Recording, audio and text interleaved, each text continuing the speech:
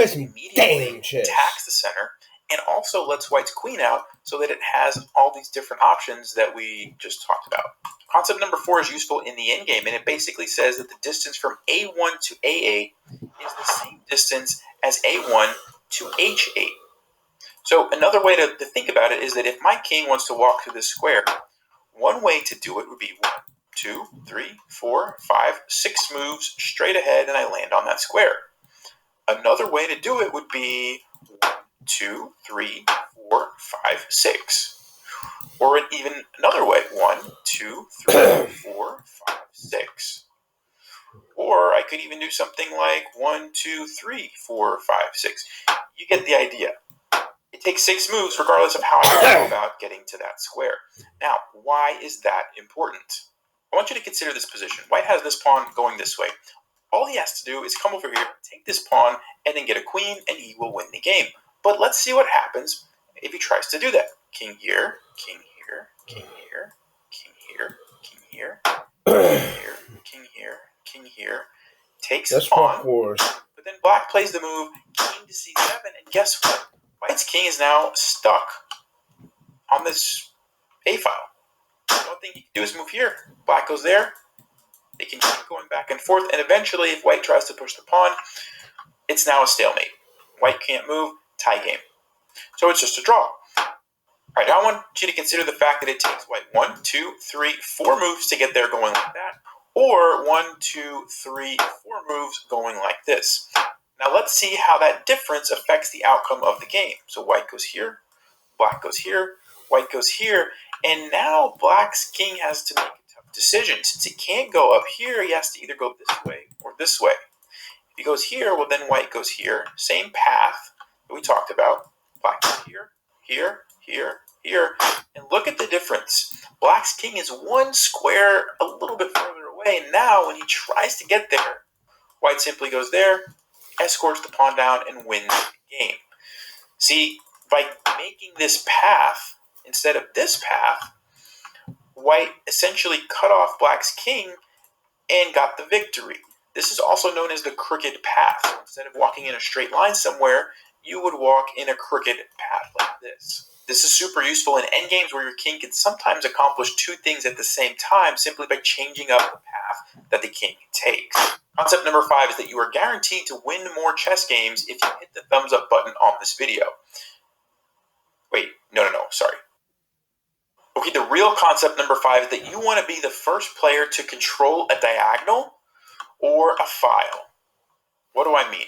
Let's just say white is going to play the move g3 because they would like to bring the bishop here to control this diagonal. Let's say black plays b6 because they would also like to bring their bishop and control this diagonal. What do you think is going to happen in this game? Well, white's going to play bishop g2, and if black plays bishop b7, guess what? Thanks a lot. Game over. White wins. Because as soon as white gets control of the diagonal, black can no longer simply put a piece there.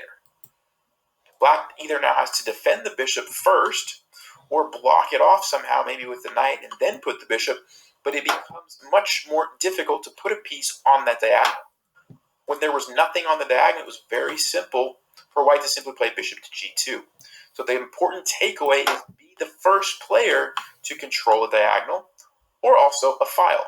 So here's a very simple example where we have the exact same position, except white has a very big advantage because white gains control of the file first. And now black can never even play there because white simply captures the rook.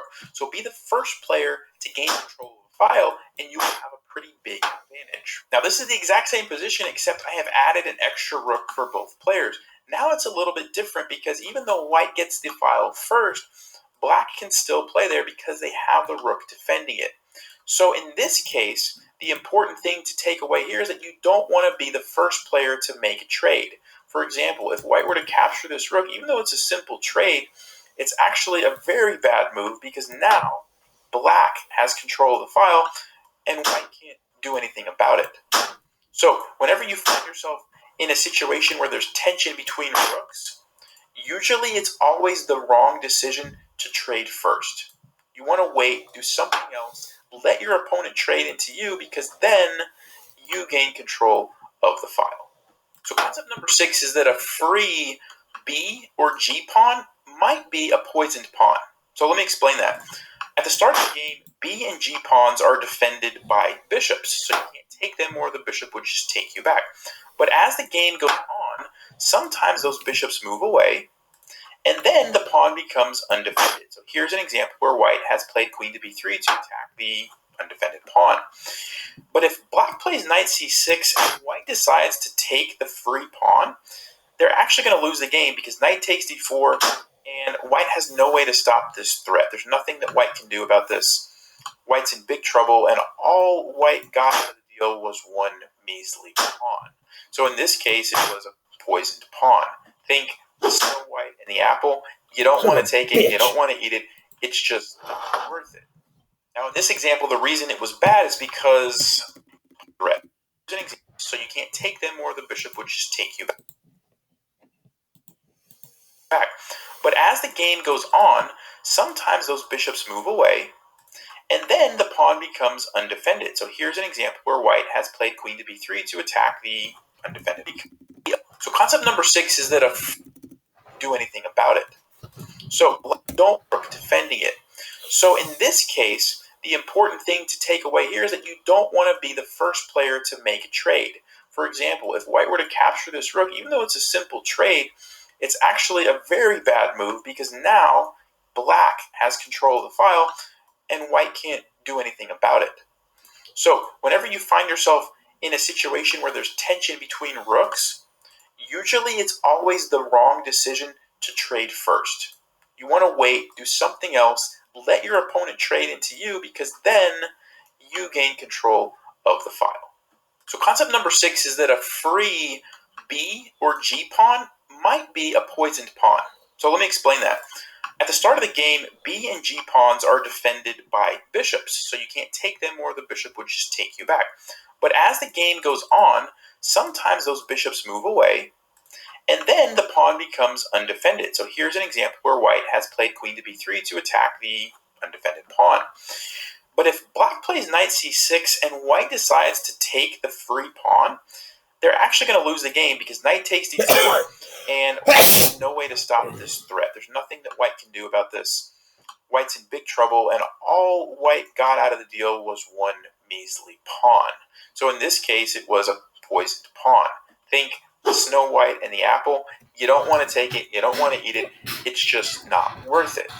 White and the apple. You don't want to take it. You don't want to eat it. It's just not worth it.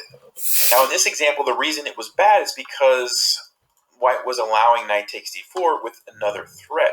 Sometimes the position looks more like this, and if you take it, the dangerous thing is that the rook can come and attack your queen. And even if you get 2 pawns out of it, depending on what the rook is attacking, it could be bad for you. So you want to watch out taking those pawns. Now, that being said, sometimes you can get away with taking those pawns. For example, if black plays the move e6, well, now it's okay for white to take this because not only is he getting the pawn, they're also threatening the rook. Now black has to deal with that, maybe do this to defend it. So sometimes you can get away with it, but keep in mind it could be poisoned and you always want to check for that. I'll show you one more example where there's a poisoned g-pawn. So this comes out of the French defense, and this is one of the main lines. Black captures, plays knight e7, and white plays queen to g4, attacking the pawn on g7. And then black just ignores it. White captures, and this is actually called the poison pawn variation of the French defense. So they even named it after the fact that it's a poison pawn. And the reason is, even though it's a pawn, black plays rook g8, white actually gets 2 pawns.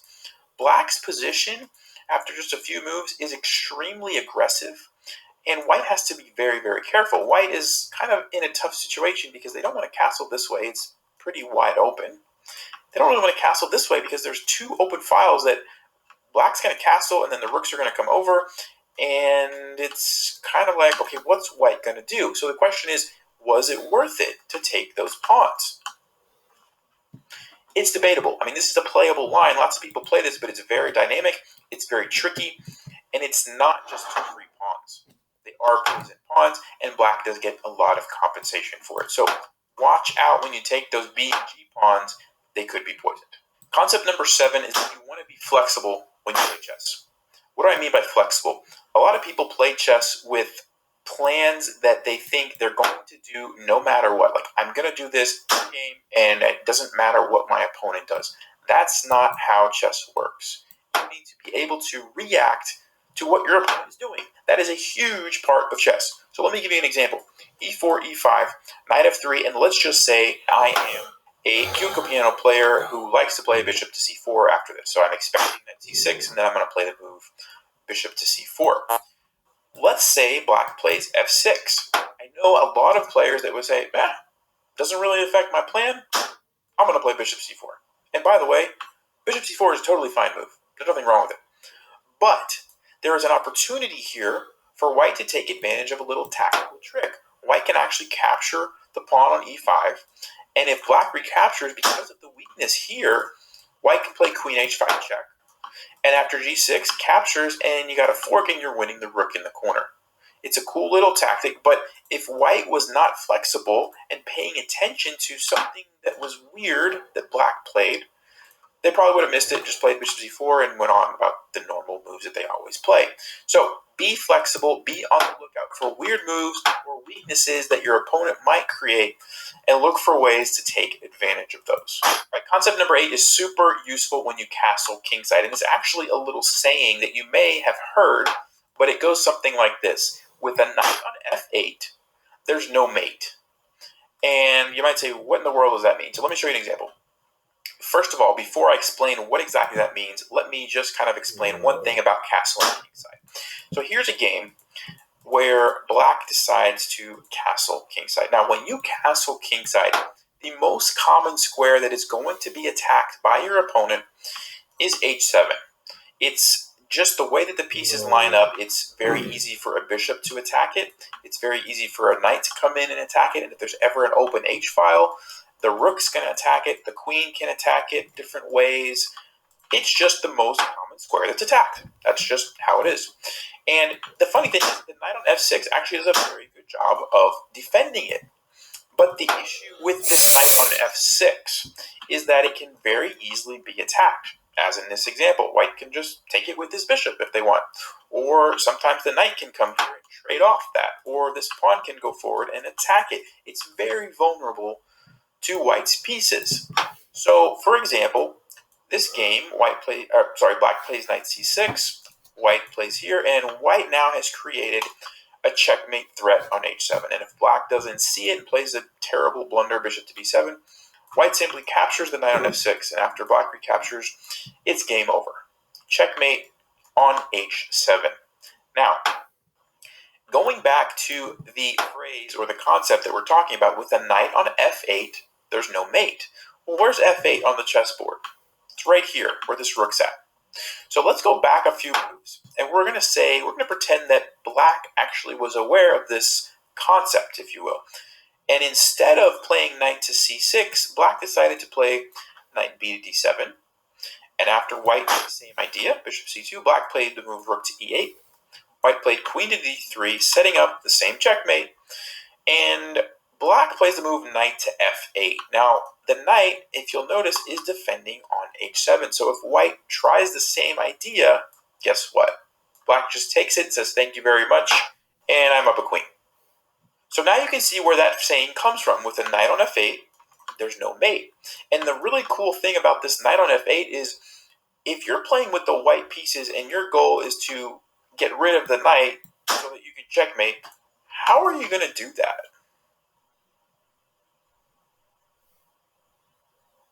Yeah, there's really no way. Like, this bishop's not getting over there anytime soon.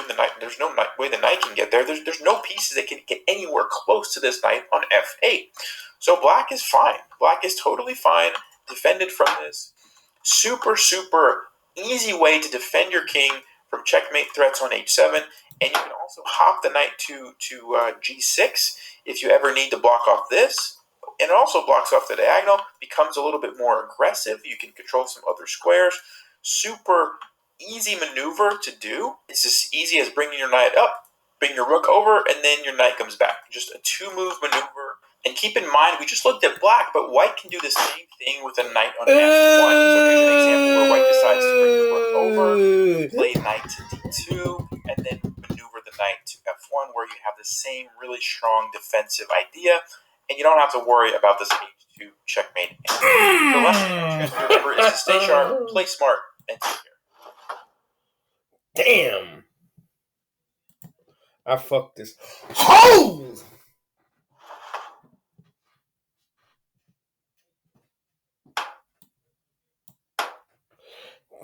Damn, I stuck a pole up his hole.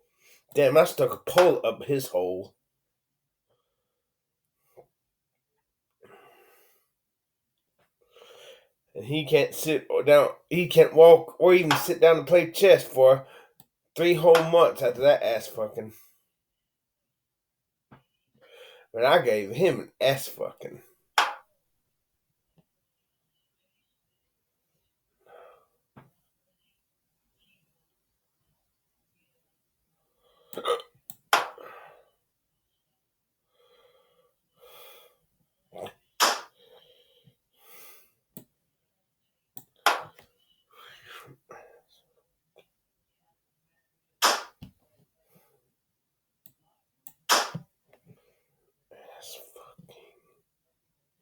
Man, right now my king's in a shitty position.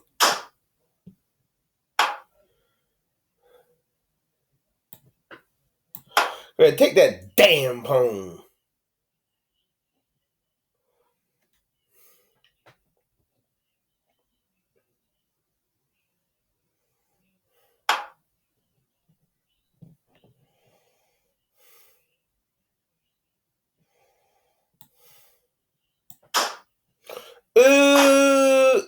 Damn.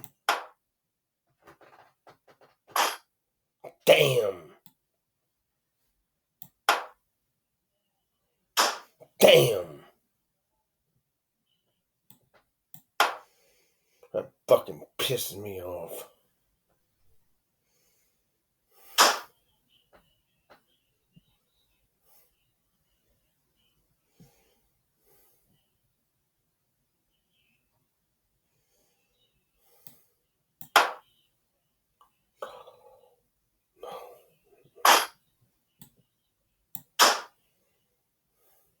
Son of a bitch.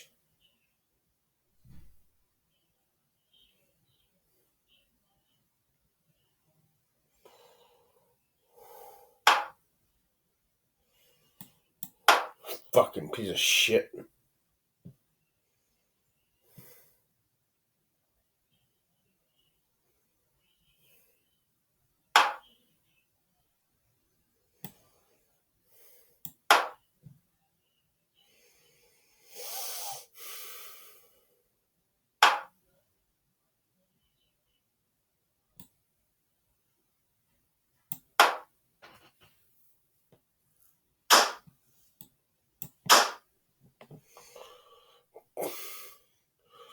Son of a bitch. Was hit.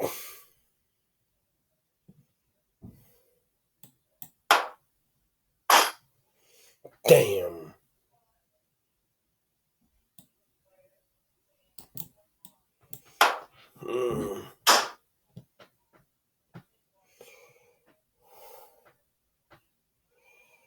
Son of a bitch.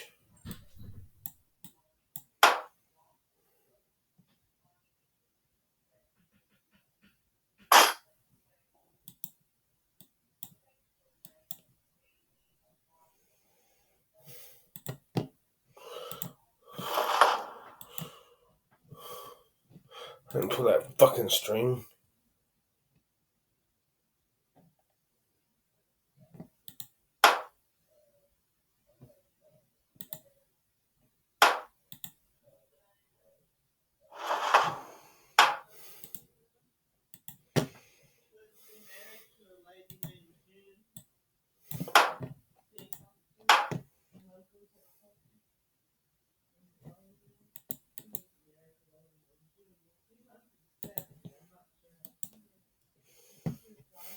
God damn it.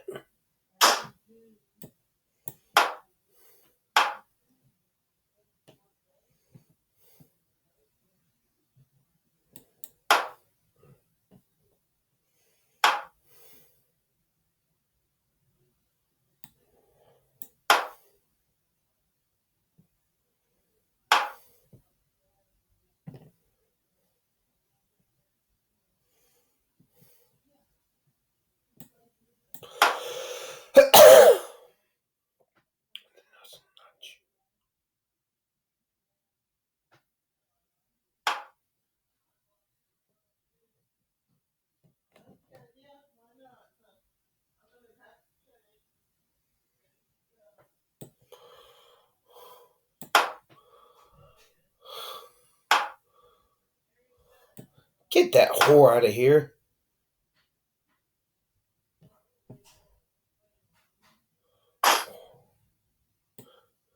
Get that fucking whore out of here.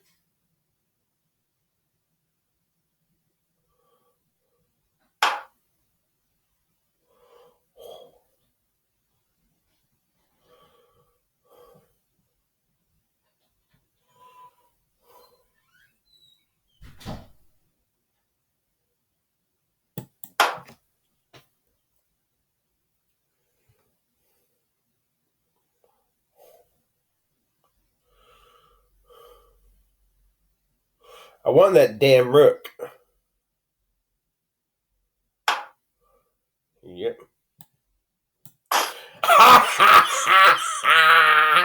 I just eared his rook.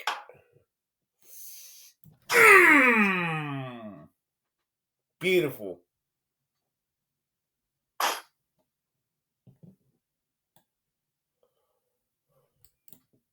Get that damn whore out of here.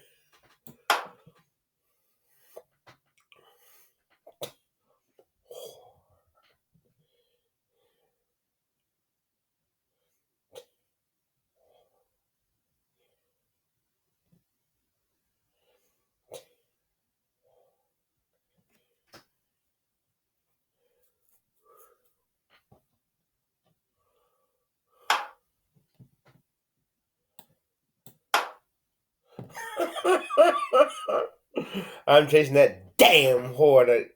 I'm chasing that damn whore all the way to Kingdom Come.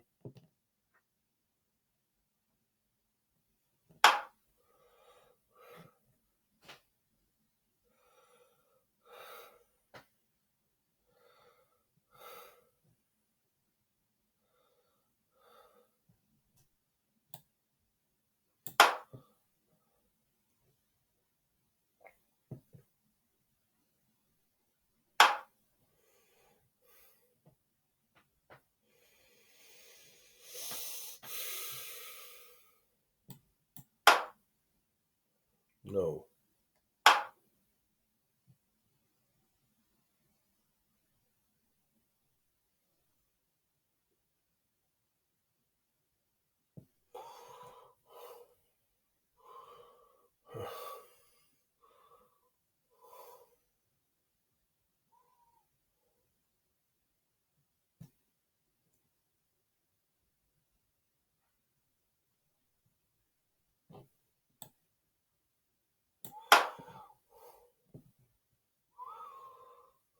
No.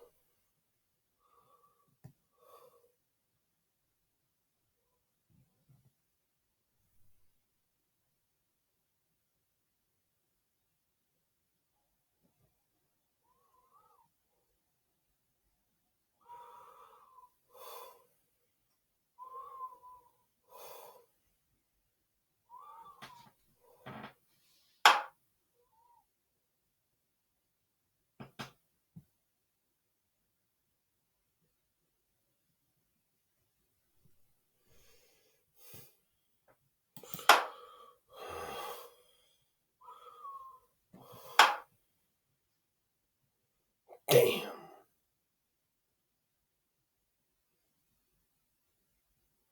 Man, I fucked up.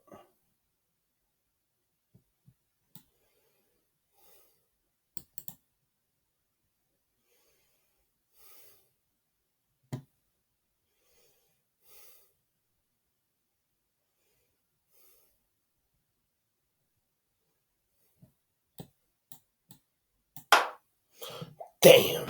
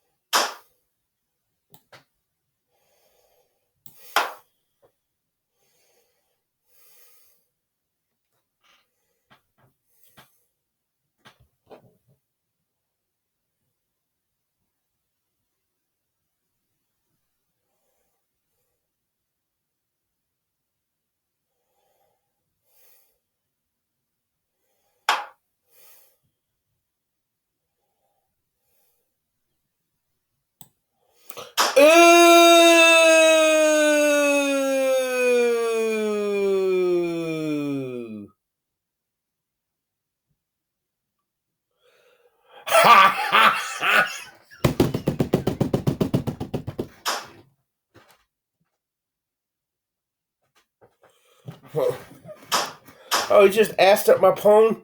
What a dummy. Stupid. Stupid. You dummy.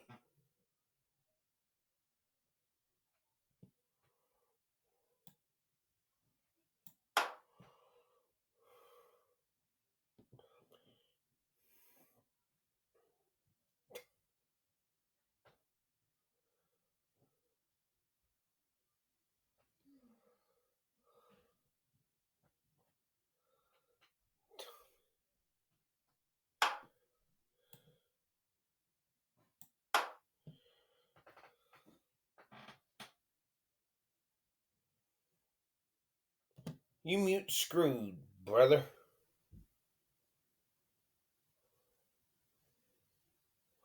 Man, I'm fucking him up.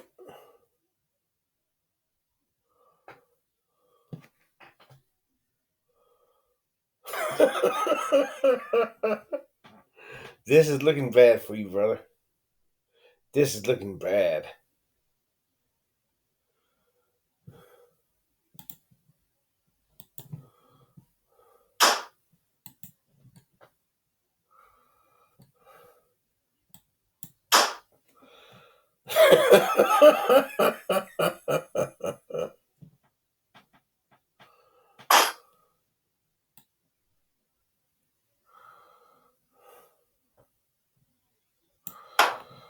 That's okay. That's okay. I couldn't care less.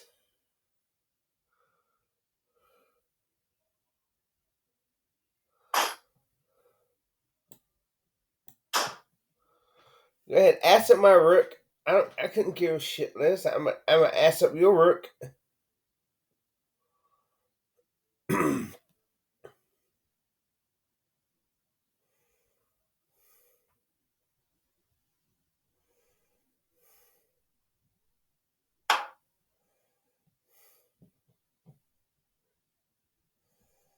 No. Oh no. Hell no.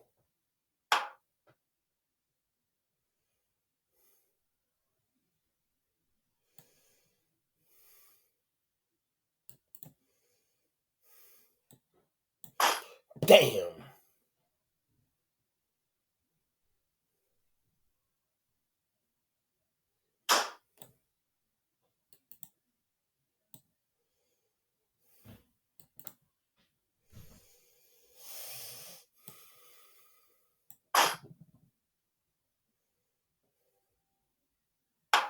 Damn.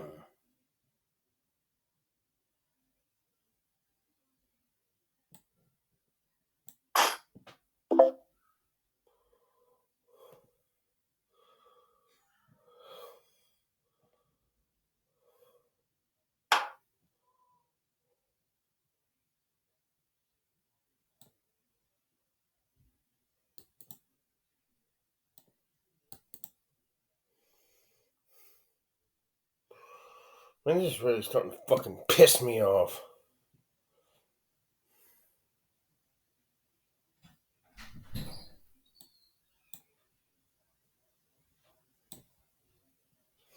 Fucking bitch.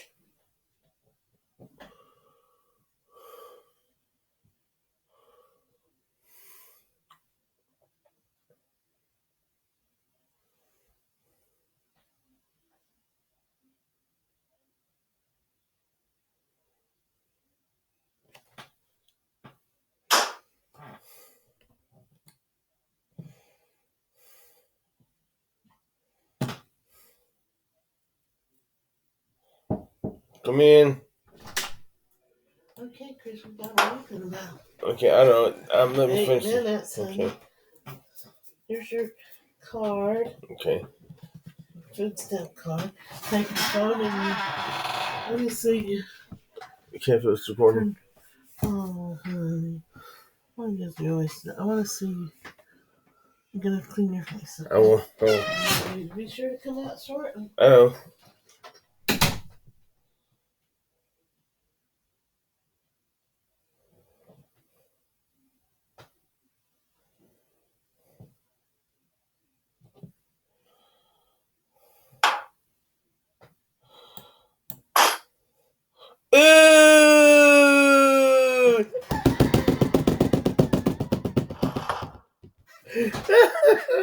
He screwed himself out of both pieces there.